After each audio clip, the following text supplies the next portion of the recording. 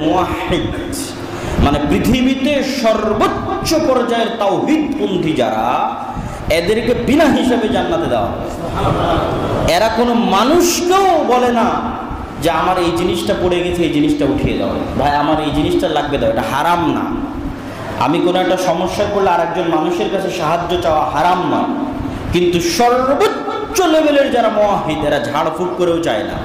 সর্বোচ্চ লেভেলের মুওয়াহহিদ আরেকজনের কাছে দোয়াও চায় না, যে আমার যখন সব অহংকার সব ইগো বিসর্জন দিয়েও বলছে আমানতু বিরব্বি মূসা ওয়া হারুন, মূসা এবং হারুনের যিনি প্রতিপালক, যিনি সত্যি আসমান জমিনের সৃষ্টিকর্তা, যিনি সত্যি আমার সৃষ্টিকর্তা, তার প্রতি ঈমান আনয়ন করছি, তিনি চাইলে আমাকে বাঁচাতে পারেন। এটা হচ্ছে তাওহীদ। এই যে লাস্ট মোমেন্টে যাকে আপনি ডাকলেন, যাকে ডাকতে চাচ্ছেন, সবসময় তাকেই ডাকতে হবে। আর যতজন আপনাকে এই জায়গায় ভয় দেখিয়ে ভায়া লিঙ্ক এবং ওয়াস্তা তৈরি করেছে, তাদের ধান্দা হচ্ছে ব্যবসা। আপনার বাবা মারা গেছে তো দোয়া করানোর জন্য হুজুর ভাড়া করতে হবে, এই দিন আল্লাহর দিন নয়। ওই দিন আল্লাহর দিন, যেই দিনে আপনি 100টা মানুষকে হত্যা করার পরও যখন আল্লাহর কাছে ক্ষমা চাওয়ার চেষ্টা করেন, ক্ষমা চাননি, তখন আল্লাহ পৃথিবীর জমিন এগিয়ে দিয়ে আপনার ক্ষমার ব্যবস্থা করে দেন। এটা হচ্ছে আল্লাহর দিন। পীর ওলি আউলিয়া তো বহু দূরের কথা, 100 মানুষকে হত্যা করেছে। 100 মানুষকে হত্যা করার পর সে ক্ষমা চায় সরাসরি আল্লাহর কাছে, চাইতে চায়, তো আল্লাহ তার ক্ষমার ব্যবস্থা করে দিয়েছে। সেখানে আপনি কি অপরাধ করেছেন, কি এমন ভুল করেছেন যে হুজুর ডেকে নিয়ে এসে বাবার জন্য দোয়া করতে হবে, আপনি পারবেন না দোয়া করতে? কত বড় অপরাধী আপনি যে আপনি আল্লাহর সামনে দাঁড়াতে পারবেন না? যত বড় অপরাধী হন না কেন, আপনি আল্লাহর বান্দা আর উনি আপনার সৃষ্টিকর্তা। এই সম্পর্ক চিরন্তন এবং অটুট, এবং আল্লাহ আপনার অপেক্ষায় আছে আপনি কখন ফিরবেন, এটাই দিন। অতএব এই দিনে আল্লাহ সুবহানাহু ওয়া তাআলাকে ডাকতে কোনো হুজুরেরও দোয়া লাগে না, কোনো পীরেরও দোয়া লাগে না, কোনো ওলিয়া উলিয়ারও দোয়া লাগে না। এখানে বান্দার সম্পর্ক আল্লাহর সাথে সরাসরি। এটাই হচ্ছে আল্লাহর উলুহিয়্যাত। তাওহীদ 3 প্রকার: তাওহীদুর রুবুবিয়্যাহ, তাওহীদুল উলুহিয়্যাহ, তাওহীদুল আসমা ওয়াস সিফাত। তাওহীদুর রুবুবিয়্যাহ মানে রব হিসেবে আল্লাহকে মানা, উলুহিয়্যাহ মানে ইলাহ হিসেবে আল্লাহকে মানা। তো রব হিসেবে আল্লাহকে সবাই মানে। কে রিজিক দাতা? তো আল্লাহ রিজিক দাতা। কে জীবন মৃত্যুর মালিক? তো আল্লাহ জীবন মৃত্যুর মালিক। সবাই রব হিসেবে আল্লাহকে মানে, কিন্তু ইলাহ হিসেবে আল্লাহকে কেউ মানে না।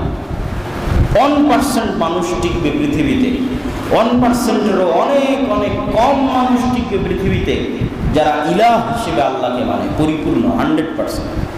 মানুষ ভয় পেয়ে যায়, ভীত সন্ত্রস্ত হয়ে যায়, তখন সে আল্লাহর পূর্ণ উলুহিয়্যাতে আস্থা রাখতে পারে না। কেননা ইন্নাল ইনসানা খুলিকা হালুআ, আল্লাহ মানুষকে দুর্বল করে সৃষ্টি করেছে। বাচ্চা কেঁদে চলে যাচ্ছে তো কি করবে? বলছে তাবিজ দিলেই ঠিক হয়ে যাবে। তখন ইনস্ট্যান্ট ভয়ে ভীত সন্ত্রস্ত হয়ে তাবিজ নিয়ে নিচ্ছে, কেননা মানুষ ভীত। বাচ্চা হয় না এতদিন থেকে 10 বছর, 15 বছর, 20 বছর, বলছে আজমির শরীফে গেলে বাচ্চা হয়ে যাবে। তখন ভীত সন্ত্রস্ত মানুষ কি করবে? ইন্নাল ইনসানা খুলিকা হালুআ, ভীত সন্ত্রস্ত অবস্থায় সে চলে যাচ্ছে আজমির শরীফে। সম্মানিত উপস্থিতি, তাহলে আল্লাহর উলুহিয়্যাতে কেউ বিশ্বাস করে না, রুবুবিয়্যাতে সবাই বিশ্বাস করে। এই জন্য যত নবী রাসূল পৃথিবীতে এসেছে, কোন নবী রাসূল এই দাওয়াত নিয়ে আসেনি যে লা রাব্বা ইল্লাল্লাহ, আল্লাহ ব্যতীত কোনো রব নাই। এই দাওয়াত কোনো নবী রাসূলের ছিল না, কেননা সবাই বিশ্বাস করতো আল্লাহ রব।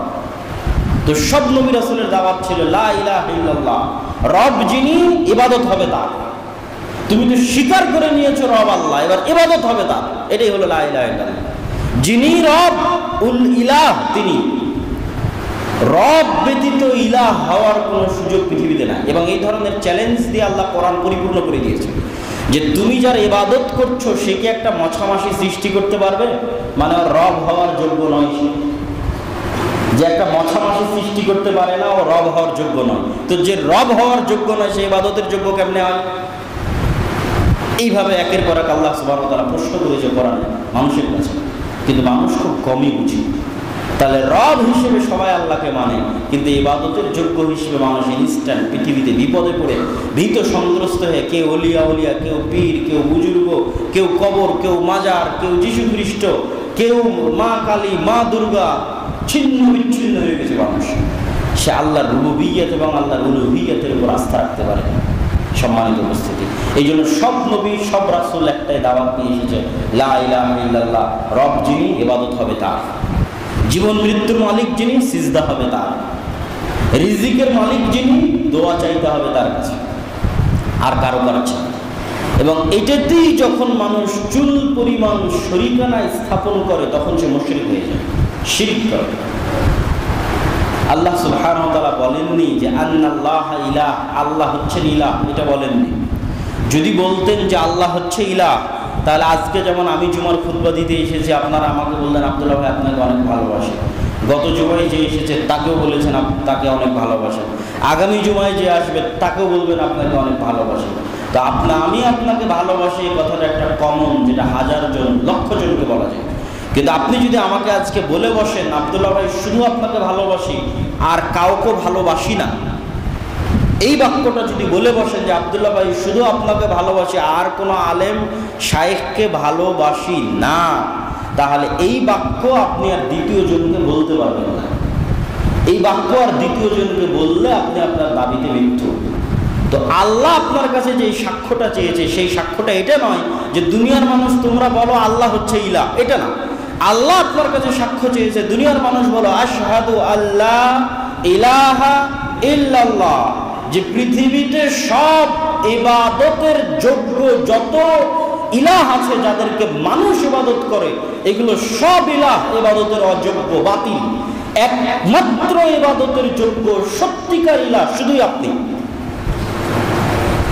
এইটা হচ্ছে লা ইলাহা ইল্লাল্লাহর অর্থ। আল্লাহ সুবহানাহু ওয়া তাআলা কোরআন মাজিদে সূরা ফাতিহায় বলেনি যে না আবুদুকা ওয়া নাস্তাঈনুকা, আপনার ইবাদত করি আর আপনার সাহায্য চাই। তো আপনার ইবাদত করি আপনার সাহায্য চাই বললে যীশু খ্রিস্টকেও বলা যাবে, মা কালীকেও বলা যাবে, দুর্গাকেও বলা যাবে, শাহজালালকেও বলা যাবে, শাহপরানকেও বলা যাবে, পীর বাবাকেও বলা যাবে। আল্লাহ কি বলেছে? ইয়্যাকা না'বুদু ওয়া ইয়্যাকা নাস্তাঈন, শুধু আপনারই ইবাদত করি আর কারো না, শুধু আপনার কাছেই চাই আর কারো কাছে না। এটা একজনকে বলা যাবে, দুইজনকে বলা যাবে না। দুইজনকে বললে মৃত্যু। এই জন্য যতজন ইমানের দাবিদার কিন্তু তাবিজ কবজ ব্যবহার করে এরা এদের লা ইলাহা ইল্লাল্লাহর দাবিতে মৃত্যু। যতজন ইমানের দাবিদার লা ইলাহা ইল্লাল্লাহর দাবিদার কিন্তু কবরে যায়, এরা এদের দাবিতে মৃত্যু। যতজন লা ইলাহা ইল্লাল্লাহর দাবিদার কিন্তু বিপদে পড়লে বলে ইয়া আলী মাদাদ, এরা এদের দাবিতে মৃত্যু। যতজন ইমানের দাবিদার লা ইলাহা ইল্লাল্লাহর দাবিদার এবং আব্দুল কাদের জিলানীকে গাউসুল আজম মনে করে বিপদে পড়লে উদ্ধার করতে পারবে এরকম মনে করে এরা এদের দাবিতে মৃত্যু। এটা খুব কঠিন কথা যে লা ইলাহা ইল্লাল্লাহ যত জনের পৃথিবীতে সাহায্য চাওয়া হয়, ইবাদত করা হয়, মাথা নত করা হয়, নজর নামাজ দেওয়া হয়, এরা সব বাতিল। একমাত্র ইলাহ ইবাদতের যোগ্য আপনি। আমি আপনার সিজদা করি, আপনার কাছে মাথা নত করি। এটা হচ্ছে 100% পিওর তাওহীদ।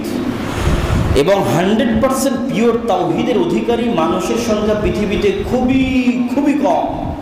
যাদেরকে কিয়ামতের মাঠে বিনা হিসাবে জান্নাতে যাওয়ার সুযোগ দেওয়া হবে, এরা হচ্ছে টপ লেভেলের মুওয়াহহিদ, মানে পৃথিবীতে সর্বোচ্চ পর্যায়ের তাওহীদপন্থী যারা, এদেরকে বিনা হিসাবে জান্নাতে দেওয়া হবে।